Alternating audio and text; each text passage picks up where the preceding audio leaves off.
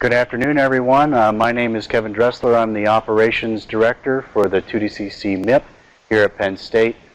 Today we have Joan Redwing, who's going to be talking about MOCVD growth of 2D chalcogenides. I just want to let everyone know that this session is being recorded. We take these recorded webinars and we disseminate them through our website. I'll moderate the session for you, so at the end of the session, when you have questions, you're more than welcome to chat those questions into the box, and we'll moderate them through Joan. And without further ado, Joan Redwing. Okay, well, thank you very much, Kevin. Before I start, I just want to thank everyone who is attending this webinar, both everyone here in the audience here at Penn State, and then those who are joining us online. This is the fourth in the series of webinars that the Two-Dimensional Crystal Consortium has sponsored. And our intent is to hold these webinars every month to cover a different topic related to the synthesis, characterization, theory of 2D materials and devices. So what I'm going to do today is to focus on one area where we're developing some custom tools and facilities within the 2DCC, and that's in the area of metal organic chemical vapor deposition growth of 2D materials. So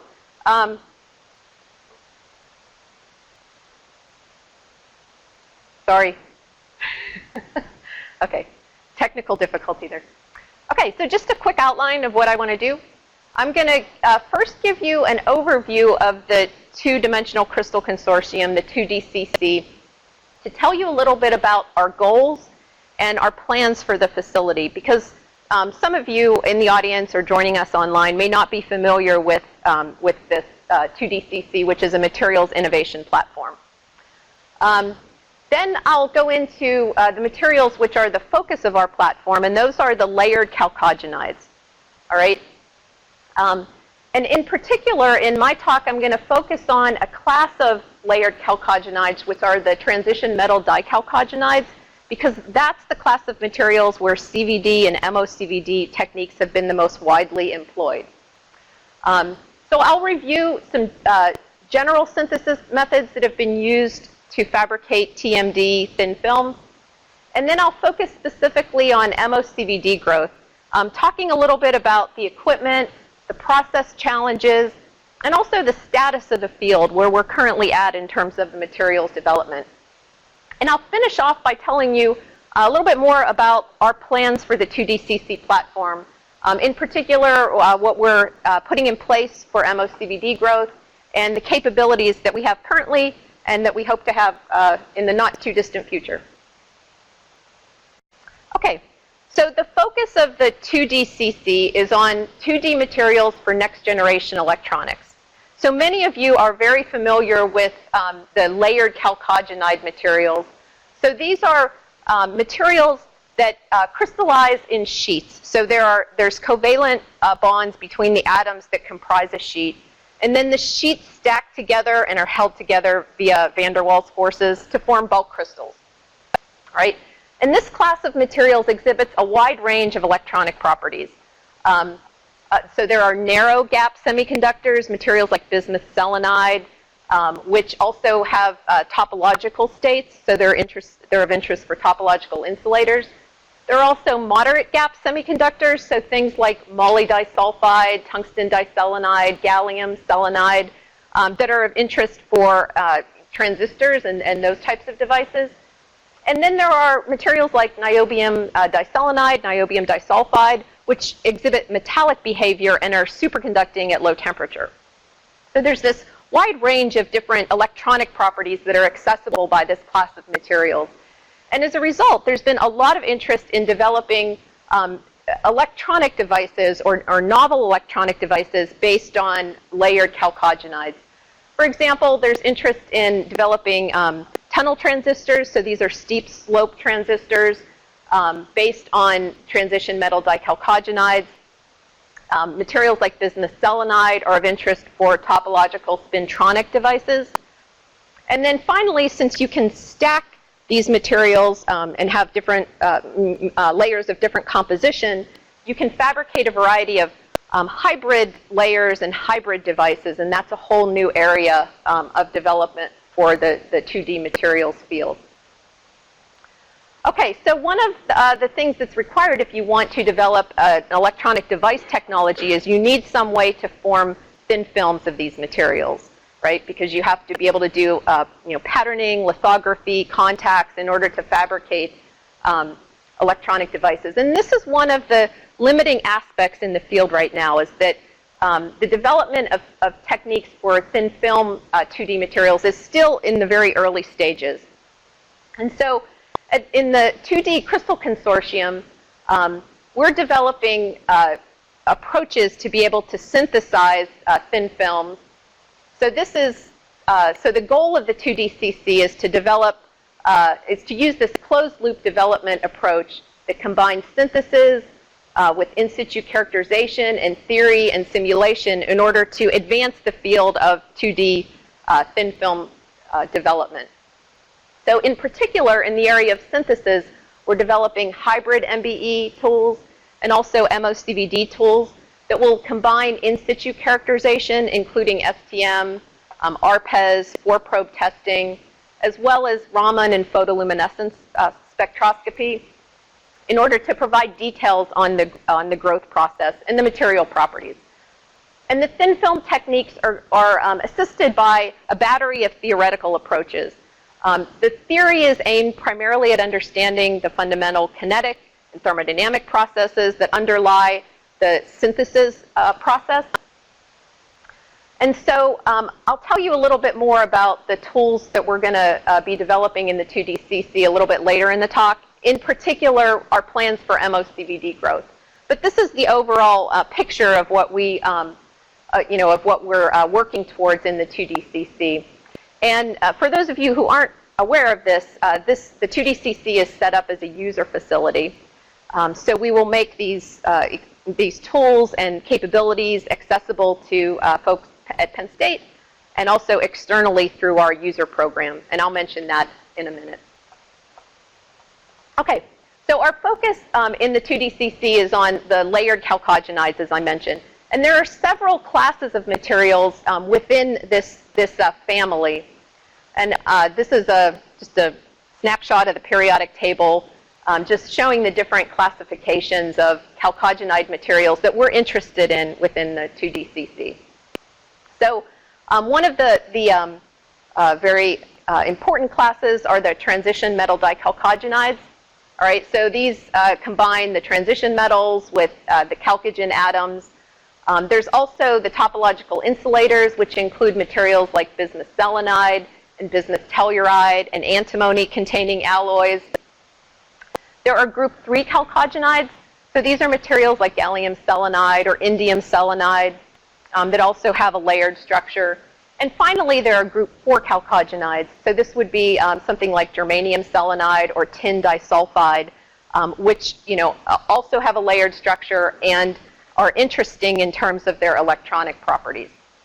So this class of materials offers a wide range of electronic and optical properties that we can take advantage of for device development. Okay. So my talk is going to focus on the synthesis of materials, and in particular, I'm going to focus on transition metal dichalcogenides because, as I mentioned, that's the class of materials where CVD and MOCVD has been the most widely used. So this is a schematic of different synthesis techniques that have been used to fabricate transition metal dichalcogenide films. All right, I pulled this from a review paper from Saptashi Das and Josh Robinson and Mauricio Terrones. And it nicely illustrates the different techniques that are available. So one of the big advantages in this field of 2D materials is that many of the materials we're interested in, so things like moly disulfide, are naturally occurring. So they're available from molybdenite ores. So you can get them from nature, or you can fabricate higher purity crystals by using techniques like chemical vapor transport.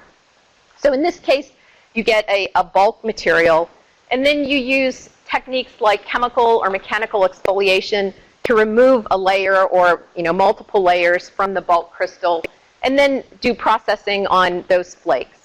So that's been a big advantage for the field because these materials are readily accessible. You can purchase them from a number of companies, and you can do exfoliation using Scotch tape or something a little bit more sophisticated. And that's really driven a lot of the developments in terms of devices. But the limitation there is that the area of the exfoliated crystal is limited. So if we really want to develop this into a device technology, we have to have a way to make larger area films of TMDs. So one of the approaches is to use metal transformation to start off with a metal film like molybdenum or tungsten, deposit it on a substrate, and heat it up under a chalcogen-containing environment, so either sulfur vapor, or deposit sulfur metal on the material and anneal it and transform it into the dichalcogenide that way. This works really well to get large areas. The downside is the grain size or the domain size is typically fairly small. It's rather limited. And that can have implications in terms of the transport properties of the material, because the grain boundaries can scatter carriers and decrease mobility. So as a result, other techniques are being used to fabricate thin films. One very popular technique is powder vaporization. So in this case, you have a furnace, a tube furnace, and the source materials, which might be moly trioxide or moly pentachloride, or things like sulfur powder, are placed within the tube furnace, and they're located upstream from the substrate. All right. So there's a carrier gas that passes in, and it transports some of the evaporated source to the substrate and deposits films that way. So this technique works really well. And it's, again, it's very accessible because you just need a tube furnace, some powders, and a carrier gas. And so there have been a lot of really good studies that have come out of the powder vaporization process. But as I'll mention in a minute, the uniformity of this process can be limited. So that's one of the downsides. And also it's difficult to switch in between different materials if you want to grow, say, sulfur or selenium containing compounds. So as a result, there's been interest, and this is one of the areas of focus within the 2DCC, is developing chemical vapor deposition techniques for TMD thin films. So by chemical vapor deposition, the difference is I'm talking about having sources that are outside of the growth chamber. So instead of having your powder sources within the same reactor tube as your substrate, you locate them outside of the reactor tube. And this gives you a way to control the concentration, the flow rate, the type of source that you use in a much better way than powder vaporization. But I should mention that there's some confusion in terms of the terminology. So people often refer to this technique as chemical vapor deposition. It's not a big deal, and some people refer to chemical vapor deposition as gas source CVD. It's just a different way of describing the same technique. So as I mentioned, in powder vaporization, you have the sources and the substrate in the same reactor chamber. So this is typically inside a tube furnace. And you control the concentration of those sources by controlling the temperature in different regions of the furnace, controlling the flow rate of the carrier gas that's used, controlling the amount of source that you put in there. That controls the surface area, and that's going to control the amount that's picked up by the carrier gas. And then the substrate is placed at different locations downstream of these sources. It might be located here, or sometimes people stand it up. Sometimes it can be put face down on top of the source. This is all changing the way at which you expose the substrate to the source vapor. And as I mentioned, the downside is that it's really tricky to get uniform films using this type of an approach. And these are just some images that I pulled from a paper that was published in Chemistry of Materials a couple years ago, just showing the type of variation in the film that you can get from a powder vapor, the powder vaporization process. And it's really tricky if you're trying to use this to fabricate devices, because you basically have to select an area where you're going to fabricate your device. However, there have been a number of really excellent studies that have come out of this powder vaporization process. this is just an example of a couple of papers that have demonstrated lateral and vertical heterostructures using powder vaporization. In this case, you're controlling the temperature of the sources, or using some technique where maybe you can shift the position of the sources within the tube that you're using in order to be able to switch between like tungsten disulfide and tungsten diselenide, or moly disulfide and tungsten diselenide. So there have been a number of really interesting studies that have come out, but again, the uniformity is limited, and that's a problem for devices. So in the 2DCC, we're interested in developing CVD or MOCVD techniques to fabricate these materials. And I thought I'd start out by just telling you a little bit about some of the essential elements of an MOCVD system that can turn out to be very important in the synthesis of 2D materials. So this is a schematic that I pulled from Wikipedia, but it has all of the essential elements. So as I mentioned, in CVD or MOCVD, the sources are outside of the reaction chamber. So this is the reaction chamber here. The sources would typically be in some type of a stainless steel container, often called a bubbler, where the temperature and the pressure of that source can be very tightly controlled. All right. In addition, carbon contamination can be a problem with many of the sources that you use in MOCVD. So metal organic sources might have a methyl ligand or an ethyl ligand, or the carbonyl sources that we often use, have carbon in them. And so carbon contamination can be a problem in MOCVD. It's traditionally been a problem in 3,5. And as a result, what people often do is they use hydride gases. So things like hydrogen selenide or hydrogen sulfide. And the reason why these are used is because the hydride sources introduce atomic hydrogen on the surface, which helps to remove carbon from the film. All right, so that's another typical element of a CVD or MOCVD process. Another equipment element is to have a vent run assembly. So this may not be, you may not immediately realize why this is important, but what this enables you to do is, this is set up so that your sources can either flow into the reaction chamber or they can bypass the reaction chamber and just go to the vacuum pump. And the reason why this is important is that a vent run assembly enables you to establish a steady state concentration of the source in the gas. So you can have your gas sources and your vapor sources flowing out, bypassing the reactor. You get the concentration of the gas to be steady state before you switch it into the reaction chamber. That's also important if you're trying to fabricate heterostructures, because using this type of an assembly, you can selectively switch sources into and out of the reaction chamber, and thereby fabricate multi-layers that have different compositions, different doping in them, things like that. Okay, in terms of the reaction chamber, you can use a hot wall system, but cold wall systems are more commonly used in traditional CVD or MOCVD. And the reason for that is that a cold wall helps to reduce the temperature of the gas, and that prevents pre-reactions of the gas before it reaches the substrate surface. All right, also there's typically some type of vacuum pump to maintain the pressure within this chamber in the millitorr to atmospheric pressure range. And then finally, there are some safety issues to be aware of. So the hydride gases are highly toxic. The sources, particularly the metal organic sources, are pyrophoric, so they'll burst into flame if you expose them to air. And as a result, you typically have to have everything enclosed in a ventilated cabinet, right? And you need toxic gas detectors and maybe a flame detector, because these are things that you don't want to get out into your lab space, right? Okay.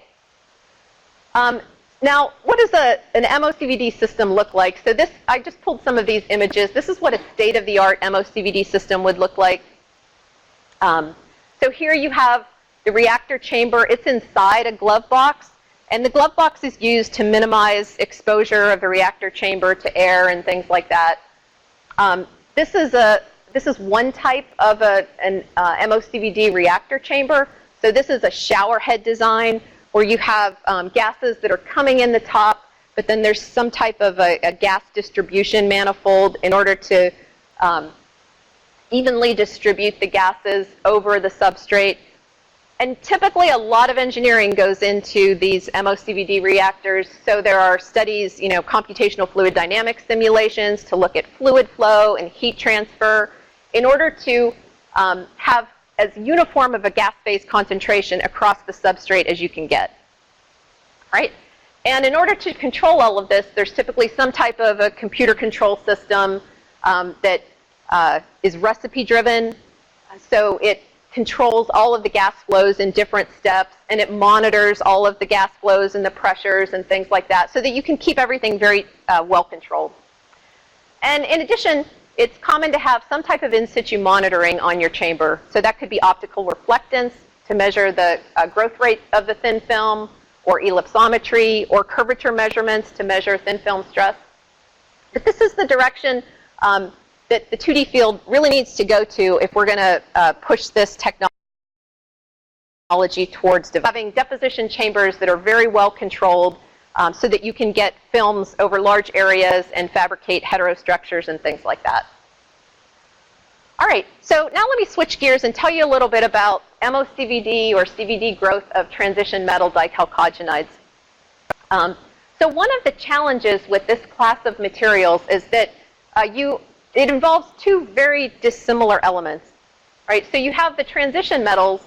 Those all have very high melting temperatures.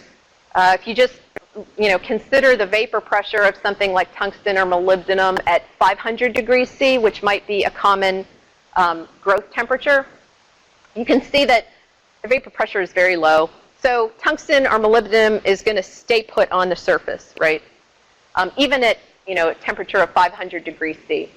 In contrast, you have the chalcogen atoms like sulfur, selenium, or tellurium. These have much lower melting temperatures, ranging from 100 degrees C up to maybe about 500 degrees C. And in addition, the vapor pressure of the chalcogen atoms is very high. In particular, sulfur at 500 degrees C, the vapor pressure is almost atmospheric, right? So the chalcogen atoms are going to tend to want to desorb from the surface, right? Or you're going to need some overpressure in order to maintain a stable concentration of adsorbed chalcogen atoms, right? So the consequence of this is that typically you have to grow these materials using very high or fairly high chalcogen to metal ratios. You need a lot of the chalcogen source compared to the metal source.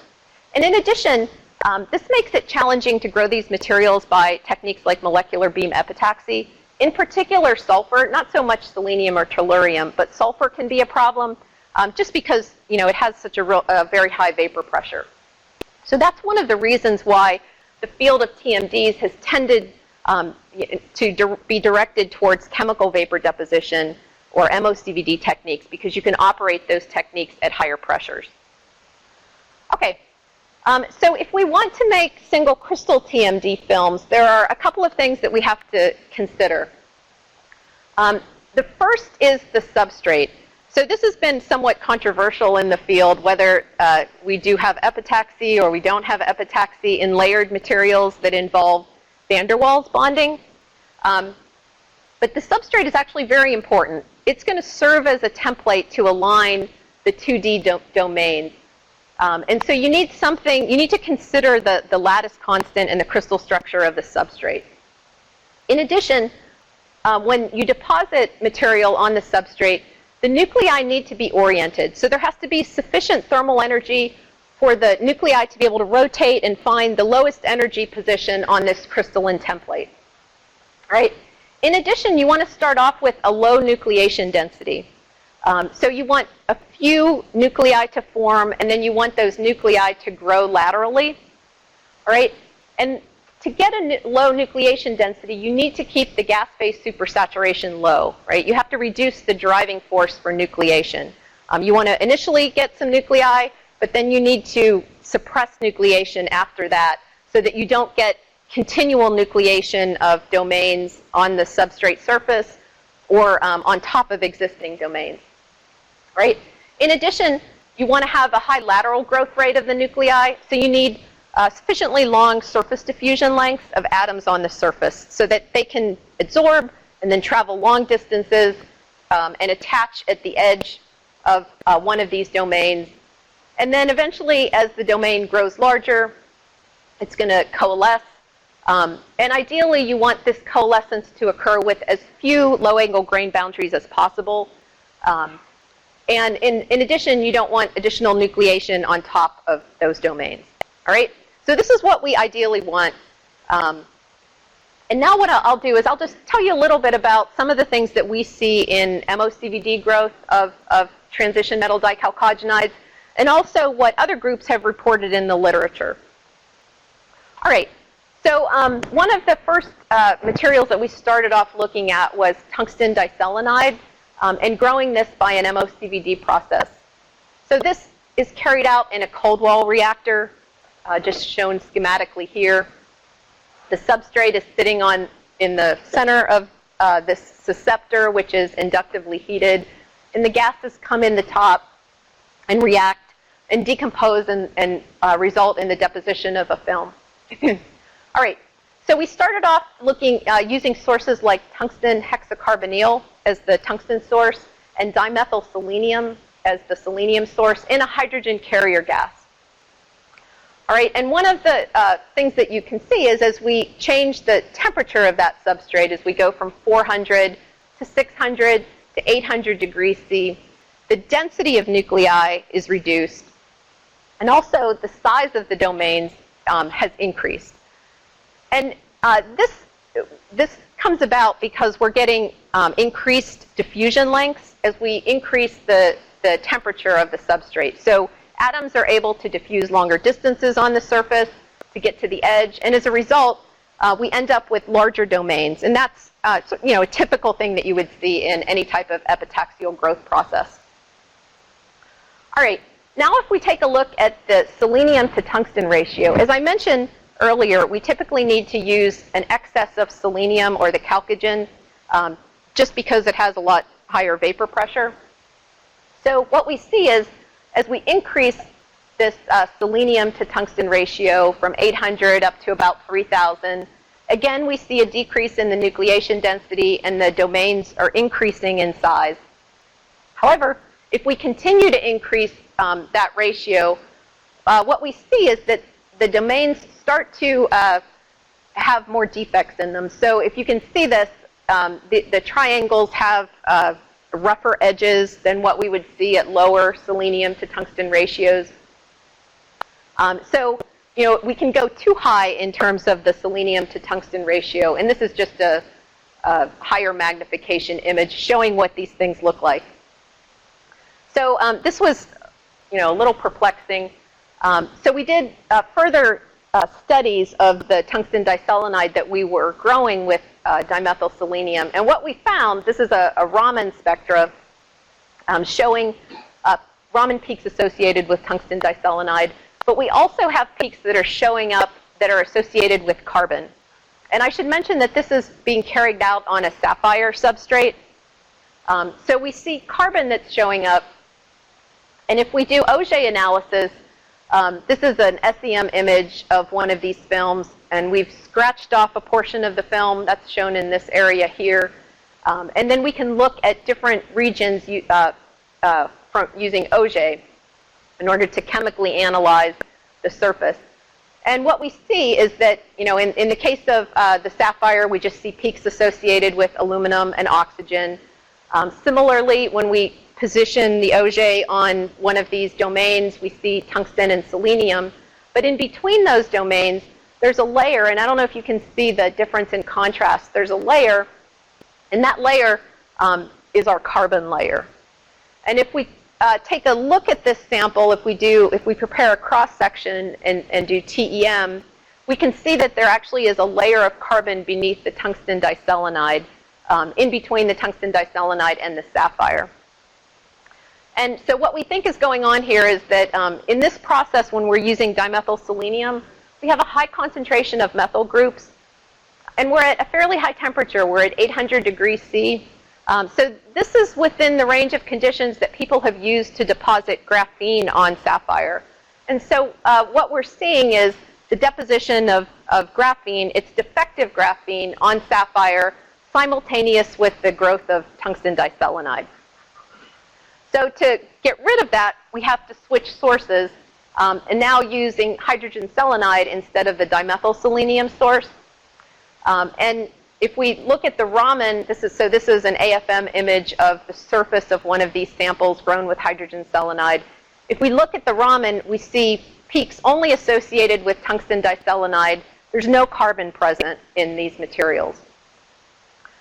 In addition, by using hydrogen selenide, we can go to much higher selenium to tungsten ratios than we were able to do with dimethyl selenium. So this was grown at a selenium to tungsten ratio of about 20,000, right? And as you can see, we have a nice high nucleation density. We also have films that are almost fully coalesced. So, you know, this just illustrates the importance of precursor chemistry in the growth process and the potential problems that you can run into when you're using sources that have, you know, carbon-containing ligands on them. One thing I just want to mention is if you're thinking of using hydrogen selenide, just be aware that it's very toxic. So you need to have all the safety precautions in place in order to do that. All right, we see a similar thing with tungsten disulfide. So here we're comparing the growth of tungsten disulfide using diethyl sulfide as a source and hydrogen sulfide. And again, with diethyl sulfide, we see carbon being deposited on the sapphire. However, with hydrogen sulfide, we no longer have that problem. And you can see that the domains in the films grown with hydrogen sulfide are much larger than what we would get with diethyl sulfide. Right? Okay, and so another topic that I mentioned is this whole issue of controlling nucleation. So you want to be able to have a low nucleation density and then grow these domains laterally. And there have been a number of studies in the literature that have looked at this issue of nucleation. This is some work that came out of Srinivas Raghavan's group at the Indian Institute of Science in Bangalore. They used a thermodynamic approach in order to predict different conditions that would give you a low gas phase supersaturation so that you could control the nucleation density of molybdisulfide films grown by MOCVD. Or this is a CVD technique because they're using hydrogen sulfide. So this was carried out in a hot wall CVD reactor, but by controlling the gas phase supersaturation, which is controlled by all of these parameters. So it's dependent on the concentration of the reactants and the products that you have, also the total flow rate and the total pressure. So if you want to have a low gas phase supersaturation, this term has to be less than 1, right? Because you want delta G to be negative so that you have nucleation occurring. So what they demonstrated is that by varying parameters within this term, they could control the nucleation density. This is one example from a recent paper that came out where they intentionally added carbon monoxide. So adding a product in order to drive the supersaturation in the opposite direction. So this is without carbon monoxide and this is with carbon monoxide. So you can see the nucleation density has decreased, the domain size is larger. And by controlling this, they can control the thickness or the number of layers that are deposited. Again, I think this is on sapphire, from 1 up to multiple layers, right? The group at Cornell, this is Ji-Woon Park's group, has also looked at this issue of controlling nucleation in MOCVD growth of TMDs.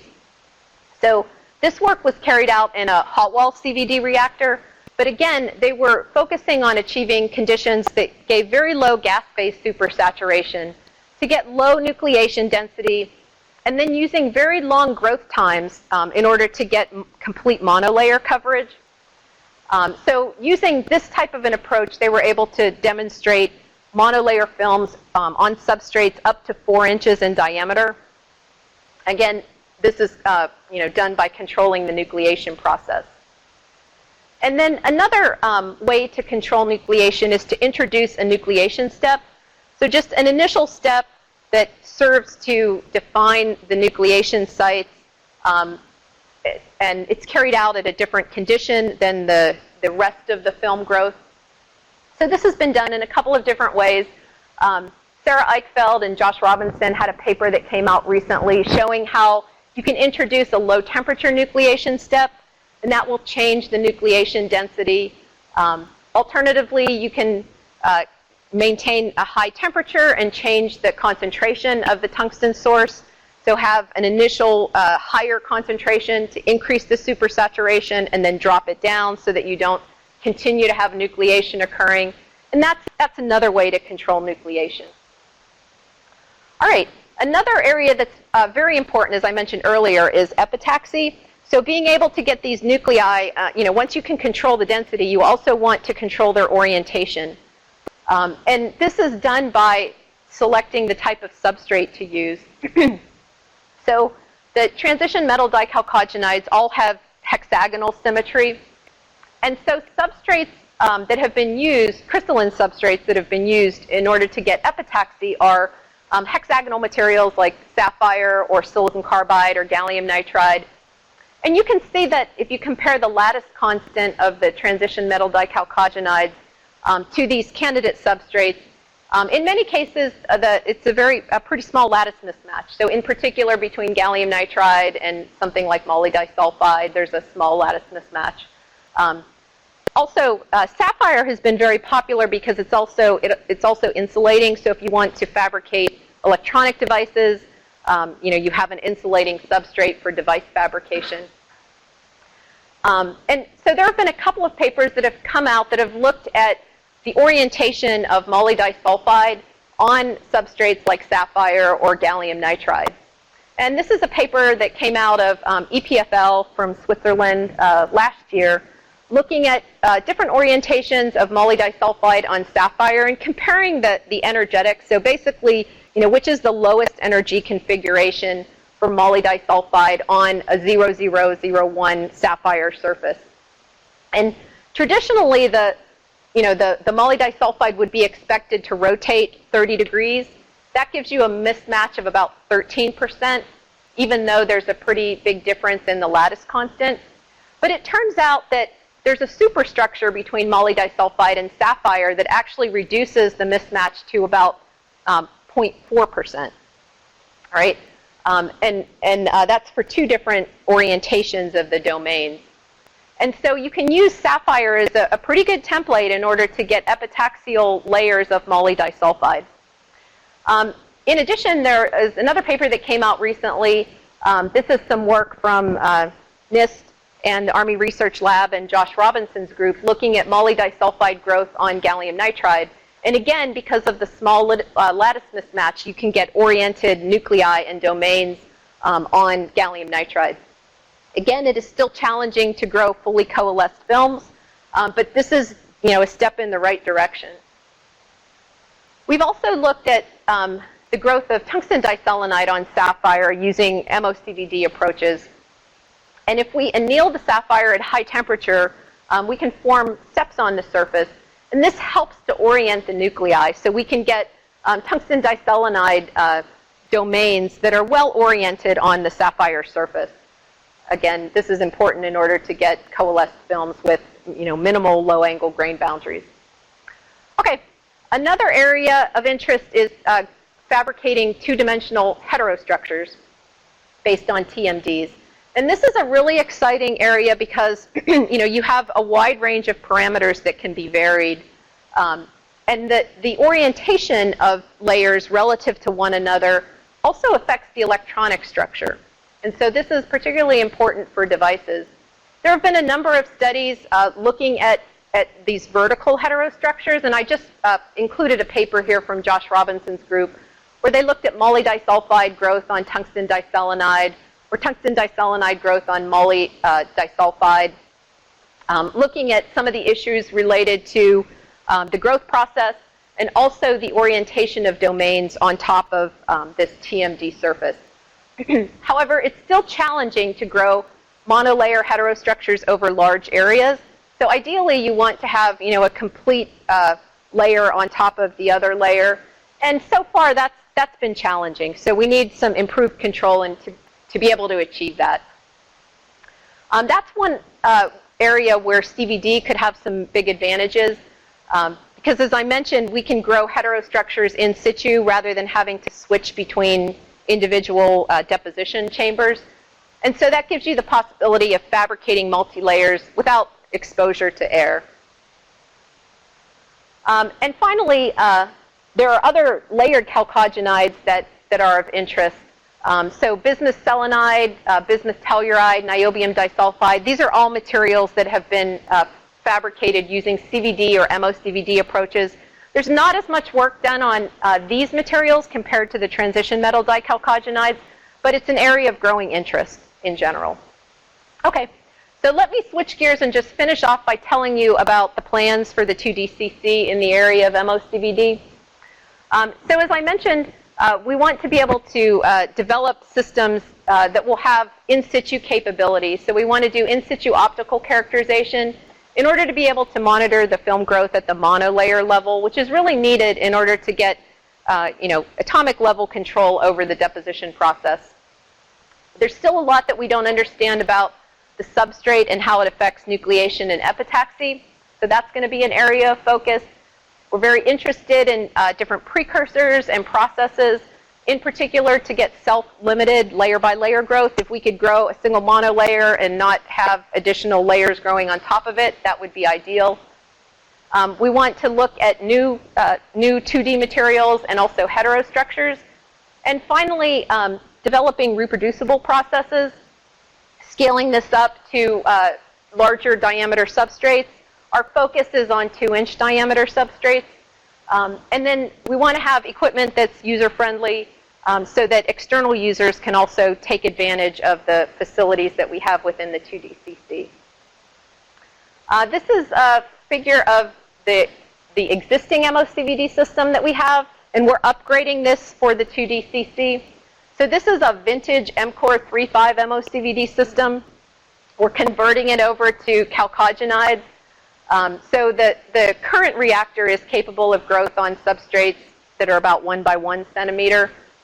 But we have a number of different sources on this system for tungsten, molybdenum, niobium, sulfur, antimony, indium. We also have all of the things in place to be able to use hydrogen sulfide and hydrogen selenide. And we have current processes developed for tungsten disulfide and moly disulfide. What we're planning to do is to upgrade this system. So we're going to upgrade the reactor to be able to accommodate 2-inch diameter substrates, and we're going to add rotation to improve uniformity. We're going to add a glove box on this system to minimize the exposure of the reactor chamber to air. And we're going to incorporate a mass spectrometer so that we can do some studies of the gas phase chemistry of different precursors using this tool.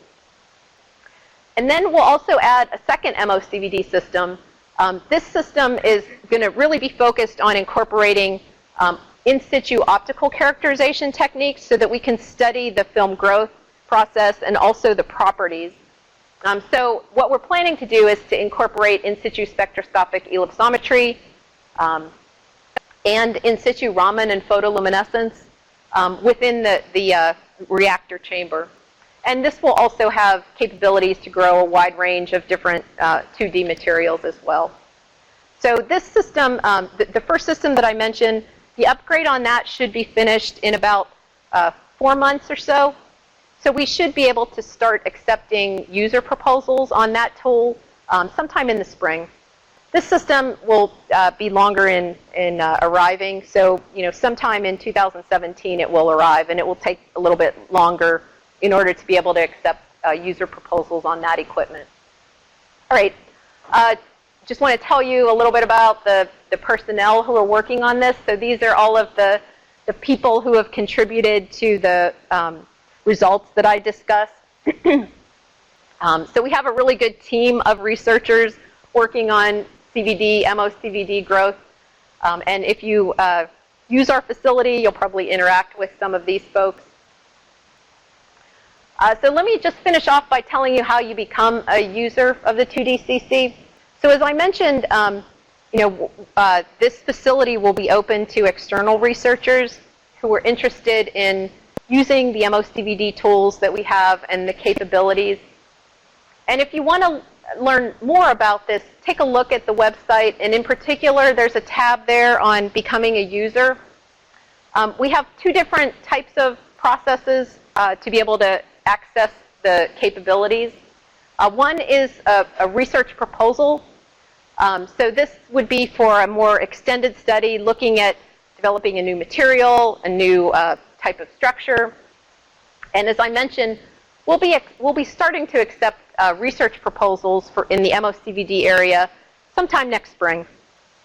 Right now, we are able to supply standard samples. So these are things like tungsten diselenide, like the materials that I showed you, or tungsten disulfide, or business selenide grown by MBE, or moly disulfide. And if you're interested in any of those samples, just take a look at this Become a User tab, and there's a process for requesting standard samples. So you can get started now with materials that we currently can make, but then keep this in mind as you get ideas in the future. You could submit proposals for new materials or new structures. All right, so if you're interested, please take a look at the 2DCC website, and I'm happy to answer any questions that you may have. Thank you.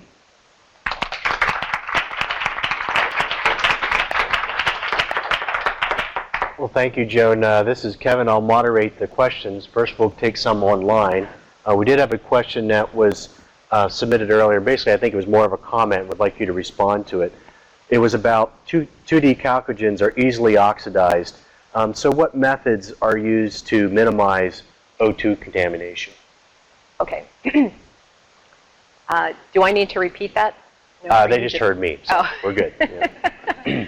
Okay, so that question had to do with oxygen contamination and techniques that are used in order to minimize that. So that's a really important question because oxygen, is a problem. These materials will readily oxidize. In particular, they will react with moisture, so with water vapor, pretty readily. So the types of things that you can do are to put purifiers on all your gas sources. So hydrogen, nitrogen. Even though you may have ultra-high purity gases, they still have some amount of water and oxygen in them. And so, gas purifiers are essential. Also, as I mentioned, having a glove box on your system or a load lock is really useful because that will help you to minimize contamination of the system when you open it up, either to load a sample or to do some type of maintenance. So, having a glove box and also having purifiers are sort of the two essential elements to minimize oxygen contamination. Highlighted. Okay. So another question is, can you minimize or eliminate carbon contamination on sapphire using hydrogen as a carrier gas? So I assume that you're asking about minimizing the carbon contamination when we're using like dimethyl selenium or diethyl sulfide as a source. So we have tried, we typically use hydrogen as the carrier gas. That's our standard carrier gas. And even with hydrogen as the carrier gas, we still have this carbon contamination, although I should mention that it appears to be specific to sapphire. We don't necessarily see it if we grow on oxidized silicon. So, it may be the propensity of the sapphire surface to absorb carbon in such a way that you form this graphitic layer. So it may be more specific to sapphire.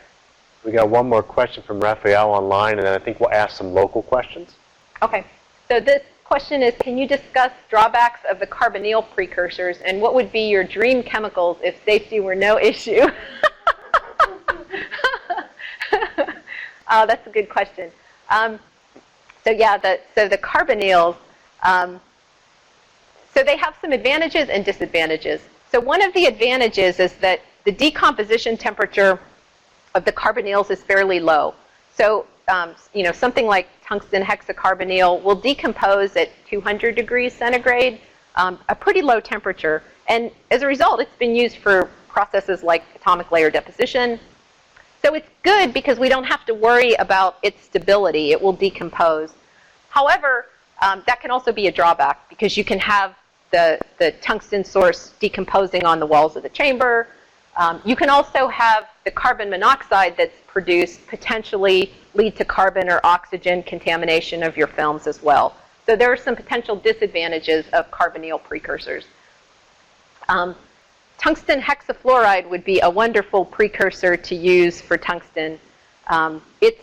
That's sort of the traditional tungsten source that's been used in the semiconductor industry. But again, you form HF, which will etch your quartzware, cause all kinds of other nasty things to happen. So I don't know if I want to call that my dream chemical, but, but that would be a good alternative to look at. And likewise, tungsten hexachloride is another potential source to use. So. Okay, so any local audience questions? Joan will repeat your question for the audio. Yeah. Thank you very much for that. I would like to ask you to talk a little bit about the substrate. What is the role of substrate? Mainly we're focused on sapphire, most of the electrons on silicon carbide, but how do you do these jobs like flexible? Oh, okay. Right, yeah. So the question had to do with the role of the substrate. So currently we're using things like sapphire. How difficult would it be to use an alternative substrate, in particular a flexible substrate, so maybe some like polyimide or something like that. So the substrate is important if you're trying to get single crystal films. Because, as I mentioned, it serves as a template to align the nuclei and, to be able to direct the orientation of the film. However, if that's not important, then growth on flexible substrates is certainly a possibility. And maybe there are some approaches that could be used to orient the nuclei on a flexible or amorphous substrate. There are patterning techniques that people have looked at as a way to orient crystals on amorphous surfaces. So there are some possibilities there, but that will require something in addition to to the substrate, as opposed to a crystalline substrate where you are using the lattice. Okay. Yes. Anybody ever tried to do kind of like a time-loss process? Plant a high dose of salt into a molybdenum film and then anneal it and exfoliate it and use polydisulfide or selenide or whatever? Yeah, so that's a good question. So the question is, has anyone tried to do a Cymox type process? So this would be a process where you have maybe a tungsten or molybdenum film and you're implanting sulfur or selenium and then annealing it to convert it to a dichalcogenide film. I'm not aware that anyone has looked at that. So possibly that could be an interesting avenue. Yeah, I'm not aware that implantation has been looked at as a method for synthesizing these films. Joan, there's another one online that I think we might want to get in the recording here from Barry. Okay, so this one says, I'm surprised that you always use hydrogen as carrier. Have you done a comparison with argon versus hydrogen for a given precursor set? So no, we haven't used argon as a carrier gas. We have tried growing with nitrogen. And we've run into some problems in using nitrogen as a carrier gas. However, part of that could be due to the effect that it may be having on oxygen within the system. So, the hydrogen, when we're at high temperature, it's more likely that we're going to remove any oxides that form. I don't think we're seeing that with nitrogen, but we haven't tried argon yet. So that's a interesting suggestion. Okay, well, I think we're basically out of time, but what I want to do is just tell you what the next webinars are going to be for those of you online. Basically, you sign up as you would have for this one, and you get a unique link. The next one will be on October 25th, same time. It'll be on advanced characterization. It'll be given by either Josh Robinson or Maurizio Taronis, or both. And then on November 29th, we'll be having a talk on implicit bias in the STEM fields So it's a diversity talk you might be interested in. But again, you can sign up for them online. Usually they're announced about 2 to 3 weeks before their actual run time, so that's when you can actually sign up for them. We've been trying to get them up a little bit early. But anyway, thank you so much for coming today, and thank you, Joan, for giving your good talk on MOCVD. Thanks.